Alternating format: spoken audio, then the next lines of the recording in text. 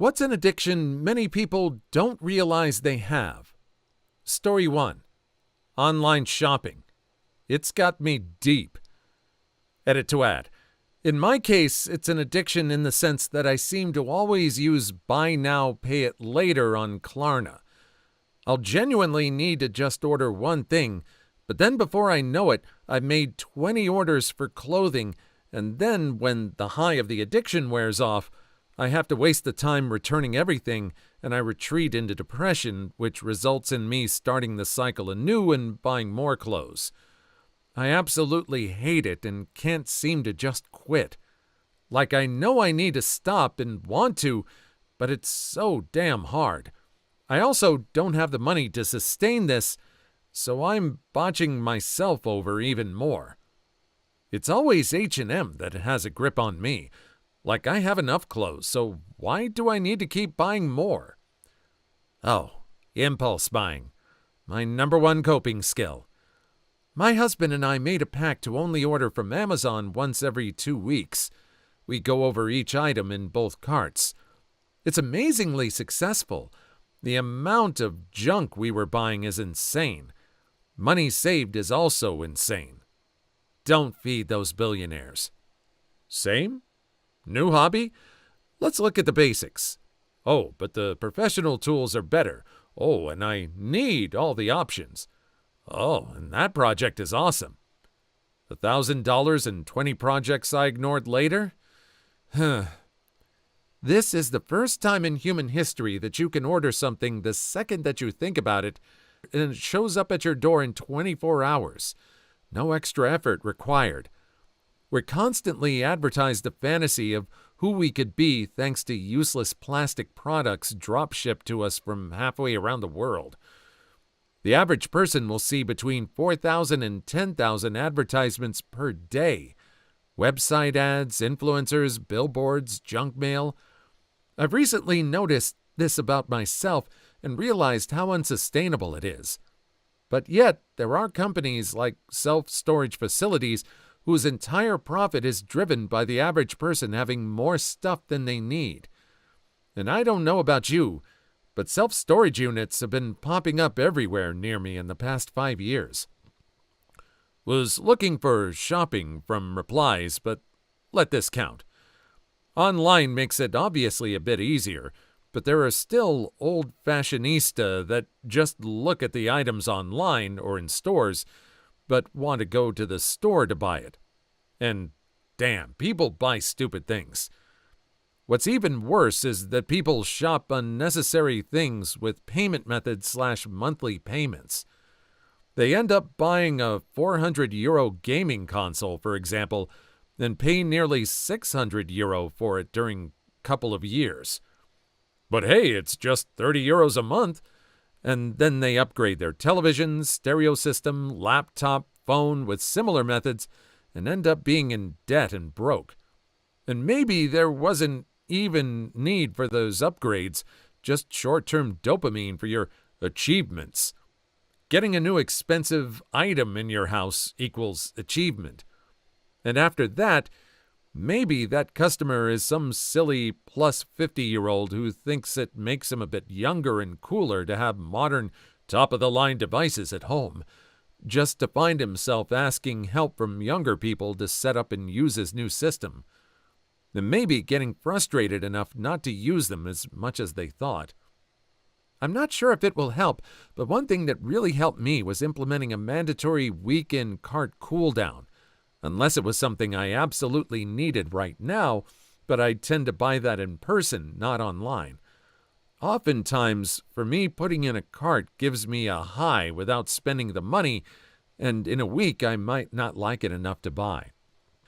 My mom is not the most technological person in the world, to put it mildly. I usually have to help her out with stuff, except when it comes to shopping online. Especially Amazon. She's like right there. But she also lives in an area where it's actually more advantageous to shop. It's not the easiest place to get to stores and everything. She really doesn't buy unnecessary stuff, just what she needs. Thankfully, she's kind of free from all of this. Story 2. Alcoholism is rampant in the UK, but because drinking is such an ingrained part of the culture, nobody talks about it. Even if you point out that lots of people are, by the standards of our own National Health Service, alcoholics, you get dismissed as a kooky health nut and/or a buzzkill. Go to a pub in central London at around 5 p.m. on any weekday, and you'll see hordes of people going there for a couple of pints after work, usually with no food. If you work in London and you don't drink, or just don't want to drink during the week, it can become difficult to socialize with your colleagues. At several places I've worked, if you go to the pub with your colleagues on a Wednesday but decline to drink alcohol, people will give you funny looks, cajole you into drinking, or just generally mark you out as a Puritan or a killjoy. I drink occasionally, but only in moderate amounts and almost always with food. It's nice, but generally I just don't like the feeling of being drunk. It's not just the amount of alcohol Brits consume, it's the way they consume it. We binge drink, meaning we consume large amounts of alcohol a handful of times a week, getting insanely drunk in the process, usually without food, a couple of times a week. It's not uncommon for people to have 4+ pints of beer in one sitting. Young people, 18 to 35, are the biggest binge drinkers in the world. In places like France, they drink quite a bit, but they generally drink slightly more often in smaller amounts and with food, which significantly reduces the amount of alcohol you absorb. When you go to see your GP, internist, every now and then they'll give you a survey which will include questions on how much you drink. When I met my partner, I noticed she drank a lot, not by UK cultural standards, but by clinical standards, and asked how much she drank. Based on her answer, I told her she might want to consider cutting back as I was concerned for her health. She rejected the idea that she drank an unhealthy amount, so I pulled up the NHS drinking questionnaire and asked her the questions. The test said if you're drinking more than 4 to 5 units of alcohol a week, that's way above what's healthy. And let's be clear, technically, no amount of alcohol is healthy. She was regularly drinking 40+ units a week. She got really defensive and upset, so I didn't bring it up again. A few months later, she quietly stopped drinking so much and slowly started talking about how she wanted to drink less. A year and a half on, she apologized to me for how defensive she was and said that what I said really stuck with her and made her reflect.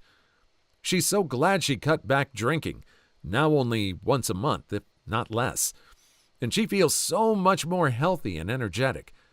I honestly didn't need the apology. The change has been so huge and it makes me so happy to see. It just kind of sucks that we don't have a bigger conversation about it. I guarantee that if you started one, you'd get an unbelievable amount of hate because the country is one big group of mutual enablers when it comes to alcohol. That said, my generation drinks a lot less than older ones, so hopefully that trend continues. What worries me is that people enter the workforce and start drinking more because they want to make friends with colleagues, both because it's nice and because it's often important for your career.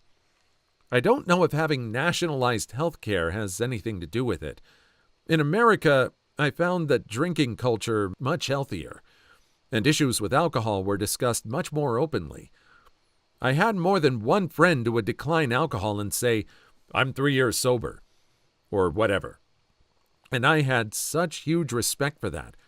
If someone drank anything like people do in the UK, their friends would express concern and encourage them to cut down or seek help. I wonder whether this is because drinking a lot would spike your health insurance. Drinking is bad not only for your long-term health, but also puts you at greater risk of accident and injury. And in the U.S., one bad injury can sink you financially if you don't have great health insurance. Drinking is one of the biggest causes of illness in the UK, at massive cost to the taxpayer through the NHS.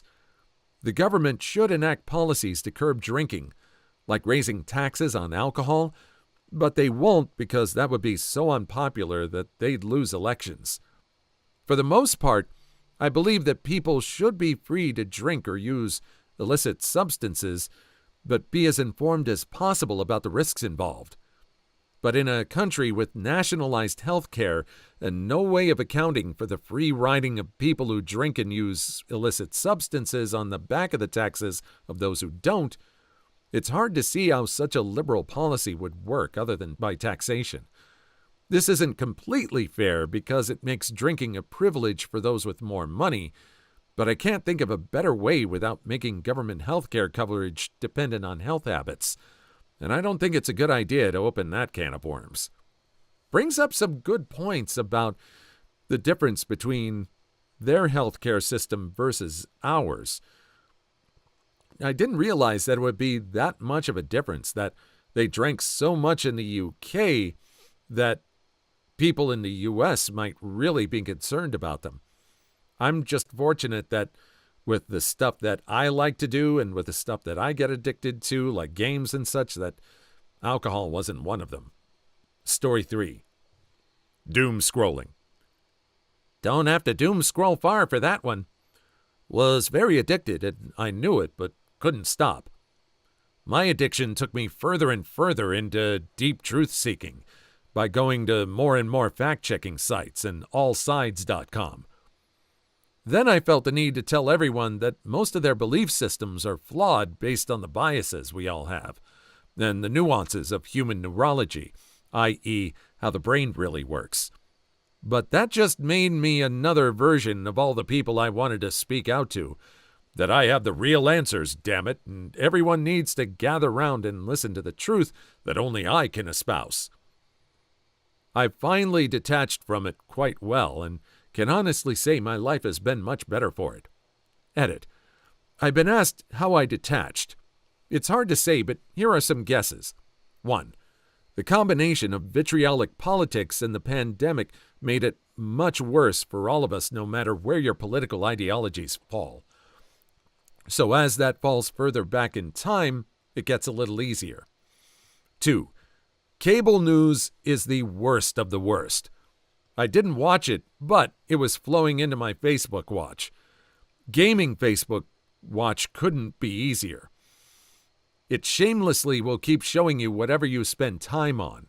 So I zip past the politics and argument BS now and let it sit on comedians and music. 3.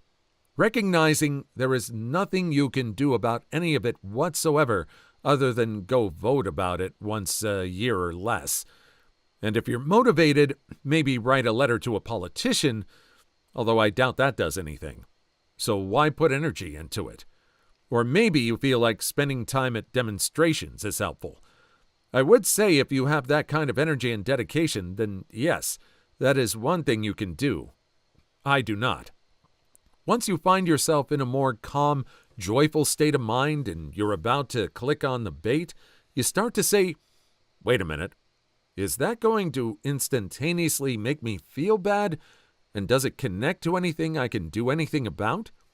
It's the same arguments over and over. Forget it. I don't need it. I think that's very true of pretty much anything, not just politics. It can be true of other subjects as well. I do find myself having to detach from scrolling. I find myself doing that in the morning, right when I wake up. But I have to focus more on getting my work done and getting that started. I try to save it, at least for like a lunch break or something, when I've got some work done. Please like and subscribe if you've made it this far. I hope you'll enjoy the rest of the video and have a wonderful day. Story 4. Corn. It's so normalized now. I had a breakthrough at some point and realized I'd consumed corn in some form for every day of my life from an early age, and it's surprisingly more difficult to stop relying on it than you'd think. It's not just a problem for men either. This. All men watch corn. Self-stimulation is healthy. Yeah, but not all day every day. And men have lived for millennia without corn. And now they watch other ladies' private parts all the time and are confused as to why their own wives are not able to capture their desire anymore. after they just saw 50 different surgically enhanced or selected for their beauty ladies last night and had a magnificent orgasm to that harem. Gee, what a mystery why you lose attraction to real-world women. And we all know a lot of corn is made under questionable circumstances. If you watch a lot of corn, you've seen women and men that were coerced into spicy time, or plain getting physically violated on screen. Or you've seen girls that are underage but desperate for money and attention that can pass for older. And you enjoyed it. And we all yell at each other that #it's normal to watch corn, all men do it. That might be so. It doesn't do society much good. Well, not in the amount we do it nowadays anyway. Considering more than 10% of the internet is corn, I think we're heading towards an epidemic. Well, I just posted this somewhere else. There's more and more research on how corn addiction actually resembles illicit substance addiction in the brain, specifically white powder addiction. And there's a link here in the script. I'm not going to spell it out. Maybe the captioner can put it up. Weirdly, in my significant other's journey to get clean, his relapses look like symptoms after taking Molly. It's like all happiness and energy was getting sucked out of him for at least 2 days. I'm not an addict, but I quit watching it out of solidarity and noticed some weird stuff myself. Despite only watching 3 times per week max, I still have trouble not watching it. Also, our spicy life improved significantly. Just getting this out there to increase awareness on how serious corn addiction can be. Story 5. I had a very early experience with this that put me off the concept for life. There was a carnival game where you tried to hit targets with a pop gun for money. $5 for the bigger ones, $10 for the smaller ones. It only cost $1 to play. At first, it was exciting. Obviously, I could knock one of those targets over, and even $5 was a lot of money to me at the time. But by the time I'd spent $10 of my dad's money and hadn't managed to knock over one thing, I was angry that it was harder than it seemed like it should have been, mortified to have lost $10 whole with nothing to show for it, and desperate to at least reduce my losses. And when my dad wouldn't give me another $1 so I could win back $10 and only be $1 down, I had a tantrum and told him I hated him and ran away from home, around the block. I think I was 7 or 8. To this day, I feel guilty and ashamed of my behavior that day. And at that time, I was so confused about why I was so angry and why I'd just behaved that way. But I sure haven't been interested in gambling ever since. I didn't like how that felt. This is why kids need to be allowed to be dumb. Lifelong valuable experience. I'm glad you learned from it. $10 is a really cheap way to learn that gambling addiction is bad. Story 6. I'm just about to go into my final trimester, 7 months, and it's definitely been a roller coaster. I used it very sparingly in the first couple of months due to really bad morning sickness, but haven't touched it since really early May. The first month was really hard, and lately it's been getting difficult again since there's so much to process the longer you go.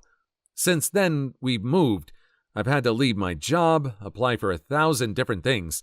There's definitely days where I get home stressed as hell and want nothing more than a bowl and to binge watch some Futurama. Then you feel those little kicks inside of you, and it reminds you of why you quit, and it makes it easier to keep it away. My anxiety has definitely tripled without it, though. I get random panic attacks that something is going to go wrong with the pregnancy or the baby, even though I know 100% that they're all right. After I'm done with pregnancy and test clean from the hospital, I'll probably very rarely pick it back up again, since I'd rather have some weed than have the chance to get hooked on any of the pain meds they'd give you from the doctors. Oxy is really no joke. Just keep in mind that if you choose to breastfeed, you need to wait until you're no longer doing so before you start smoking again. Unfortunately, weed has been shown to have serious effects on brain development for babies in utero and infants. However, also keep in mind that breastfeeding isn't for everyone, and it's totally fine if you want to go the 100% formula route too. Whatever feels better for you. This one was a little difficult. I feel like it started in the middle of the story. I guess it was smoking that she was doing. I don't know if it was smoking tobacco or smoking weed, Again, that's one of those other things I never really picked up on. Kind of thankfully. I'm not pregnant, obviously, but I would definitely be reaping a lot of negative effects from that, and I'm just glad that's one of the things my addictive personality never really picked up on either. Story 7. This, and this. All men watch corn... wait a minute. I already read this. This is part of story 4. There's a little bit that's different here at the bottom. Here we go. I agree. Corn is trash and plays a role in desensitization. It numbs the creativity of your brain and you're just hypnotized to a screen until you're done. I found a note my wife wrote on her phone one day, and it was in the form of a diary entry, if you will, but just a quick idea put down. And it said my husband would rather stay up late and watch Corn than be intimate with one or hold my hand. That broke me up because I thought I did it in secret, but she was the one that secretly knew but didn't want to embarrass me. It's not that she cared about the corn per se, it's that my issue has rusted my love for her, and I couldn't understand it. Sometimes I still don't understand it. It's never made me a better person or feel good. It just helped me sleep better at night. Story 8. There are far more alcoholics out there than people want to admit or realize. Needing a couple of drinks per night means you've got a problem, Brenda. I got into alcohol around age 24 purely because being drunk was fun. I lived alone, so it turned into a daily thing and eventually became full-blown alcoholism when COVID lockdown came around. Drinking as soon as I woke up. I didn't even realize it. To me, it was just, I get away with it and I like it. This mutated to dependency by age 26, and drinking became a habit to scratch my addiction itch rather than to have fun at all. I then gained 40-plus pounds, lost 2 relationships, and have had very close calls at a job I love. I've withdrawn probably 10-plus times. I quit for a while and lost the weight, then jumped right back in. My last recent withdrawal was the nail in the coffin that it can't continue. I'm still trying to kick the habit day by day, but I think I'm finally on the right track. I've done it before, I can do it again, and I can't afford to lose anything I have in my life currently. Curse alcohol. Be very careful with the withdrawal. You can and should go to the doctor about this. Explain your situation. They've heard it all before, don't worry, and they'll give you something to ease the symptoms, particularly to prevent seizures. It's tough, and it's worth it. Yours, 2 years sober after withdrawal and seizures. Don't be me. Kaz. Story 9. I feel people who gamble never really seem to realize how bad their addiction is. Whenever you try to talk sense into them, they seem completely greed-fueled, like they're willing to risk everything for that chance to be rich. It's scary as hell. I've lived in Vegas for 22 years. I used to work for casinos. They make these huge mega resorts all on a 2% chance to win on slots. That's all they need. The odds are ever stacked against you. If you throw money in a slot machine or at some table games while waiting for a restaurant to open or something here, that's one thing. But expecting to win? Yeah, no, you are the reason they can keep building these resorts. My father-in-law calls a slot machine his ATM machine. In his fairness, I have seen the machine pay him out a few times, but he sincerely believes it. It's just crazy, especially because he comes home broke nearly every time. Like, hell, I guess your ATM machine is broken? It's really hard not to respond to, had a win last night with, but how much have you lost? Story 10. Say what you will about the studies, but weed is 100% addicting. As a chronic smoker for years who has to quit because I got pregnant, that stuff is hard to quit. I'd still go home and go through any container I had left to see if there was anything to smoke, and my anxiety went absolutely insane when there wasn't. You might not have withdrawal symptoms, but your brain definitely gets conditioned to it. So true. I've had people tell me it's not addictive. They smoke weed every day but could stop whenever they wanted because it's not addictive. Man, people believe that stuff is healthy. It messes with your brain and you become psychologically addicted to it. I don't think it's bad for you if you don't use it excessively. I can do it a couple of times a month and not think about it otherwise. Story 11. Addiction to validation. whether it comes from video games, getting likes on a post/comment, from work, etc. People stay chasing validation in most any form. Edit. The awards are very validating. Thanks, kind readers. People have always wanted to be liked, but before we were only seeking acceptance from those in our village. Maybe a couple hundred people at maximum, but never billions of people who live on different continents and don't even know we exist. Please leave your story in the comments. I would love to make a video on them in the future. Also, don't forget to like and subscribe.